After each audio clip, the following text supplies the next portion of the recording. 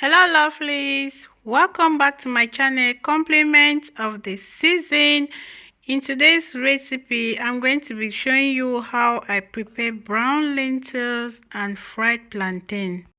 Here are the ingredients I'm going to be using. I have my brown lentil, I have ripe plantain, vegetable oil, garlic and ginger, green and yellow bell pepper, onion, tomatoes, and guys, I'm just going to prepare all my ingredients and then we'll get into the cooking.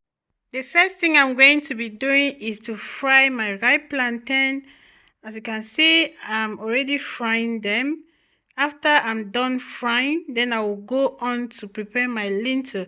This is a very simple and easy, straightforward recipe.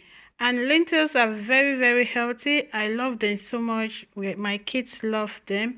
So that is what we eat. And I just decided to share this recipe with you guys. I hope you love this recipe. Please don't forget to give me a thumbs up, and we will see again in my next video. Stay tuned please guys. It's just a 4-minute video. Watch it to the end. God bless you. Bye bye.